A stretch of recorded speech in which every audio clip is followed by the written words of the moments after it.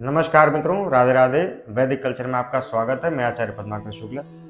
मित्रों, बहुत सारे लोगों को पता होगा और नहीं पता तो आज हम आपको बताने वाले हैं कि कभी भी जब आप भोजन करें तो भोजन में एक साथ 3 रोटी आपको कभी नहीं लेनी चाहिए। ऐसा क्यों, ये हम आपको आगे वीडियो में बताएंगे।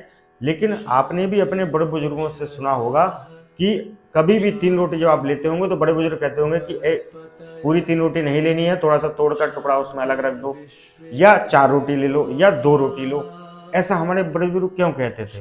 क्योंकि हमारे बड़े बुजुर्गों ने वेद वेदांतों का जो सार है, जितनी भी हमारे पुराण हैं उनका सार है, हमारे पीढ़ी दर पीढ़ी वो चला आ रहा है। देखिए मित्रों, अभी समय में लोगों को पुराण इत्यादि पढ़ने की आवश्यकता होती है, लेकिन पुराने समय में वो लोग इतने जागरूक हुआ करते थे कि ऋषि परंपरा, जैसे अपने उन्होंने गुरु मुख से कोई बात सुनी तो उसको अपने चिंतन मनन में रखा करते थे। तो आपने बहुत सारे लोगों के घर में यह उनके बड़े बुजुर्गों ने अवश्य कहा होगा, जब आप रोटी लेते के लेकर बैठते हैं कि 3 रोटी, कभी देख ली यदि उन्होंने तो तुरंत टोकेंगे कि आपको 3 रोटी नहीं लेनी, थोड़ा तोड़कर रख दीजिए या थोड़ा टुकड़ा बढ़ा दीजिए। पूरी 3 रोटी आपको कभी नहीं खानी चाहिए। क्यों नहीं खानी चाहिए?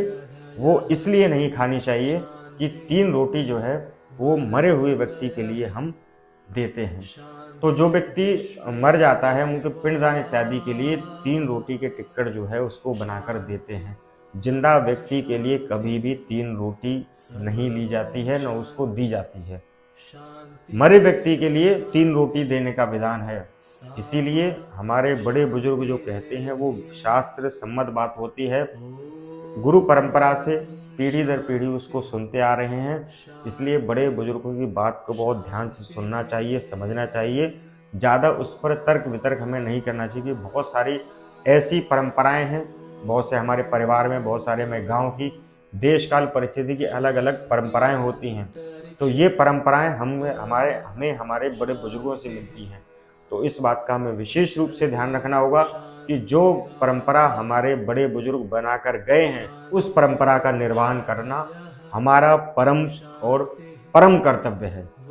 इसमें कोई भी बिल्कुल संशय, टीका टिप्पणी नहीं करनी चाहिए। यदि आप 3 रोटी लेते हैं तो आपके घर पर दरिद्रता कभी भी नहीं जाने वाली है।